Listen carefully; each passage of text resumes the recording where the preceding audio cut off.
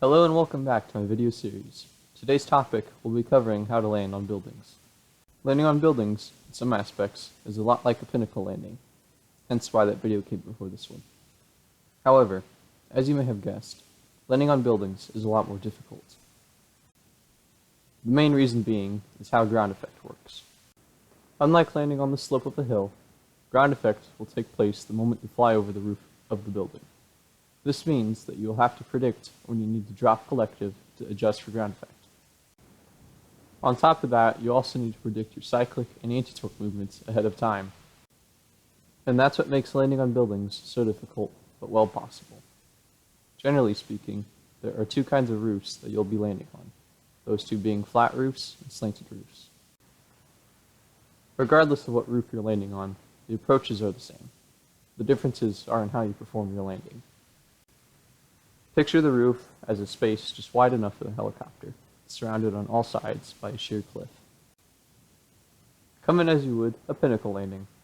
Keep your altitude either level with the roof or slightly higher than the roof, making sure to keep your airspeed faster than 20 knots, as this is when ground effect starts to kick in. Just like a pinnacle landing, you'll want to keep your airspeed above 20 knots until you're over your intended landing zone, i.e. the roof. Gradually bleed off your airspeed as you approach.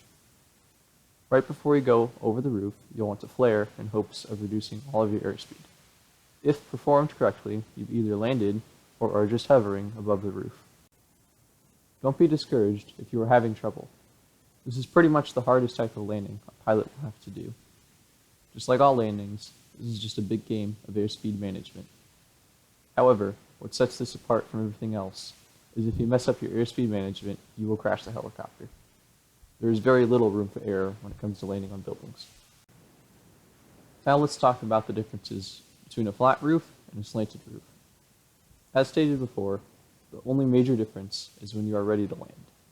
If you're landing on a flat roof, you'll have the option to set the helicopter down completely. Slanted roofs can be quite difficult though.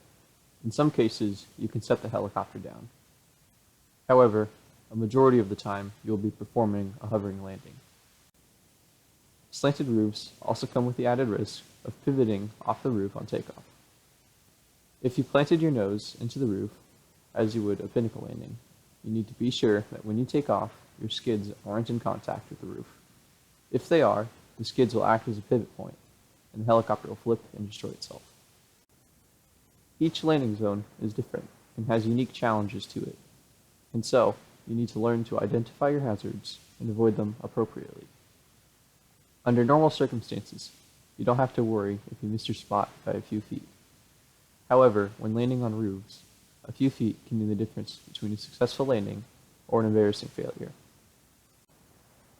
For that reason, if you find a roof that you want to land on, I highly advise you to fly in single player and practice landing on that particular roof until you're confident in your abilities to land on it. And that is all the instructions that I can really give. While there was a lot to talk about, this is something that you won't be able to pick up right off the bat. This requires repetition and time. My biggest advice to you is to keep working at it and keep your head held high. If you're able to pick up the J-hook and pinnacle landing, you're already flying better than most pilots in this game. Just remember that you're always improving, even if it doesn't seem like it. That concludes this episode. We're now officially done with the 3 maneuvers that I wanted to cover. If there are some maneuvers that you want me to cover, I'll be happy to make a video on it. However, that may be a different series in itself. For our next episode, we'll be moving on to the tactics. So stay safe and have a good day.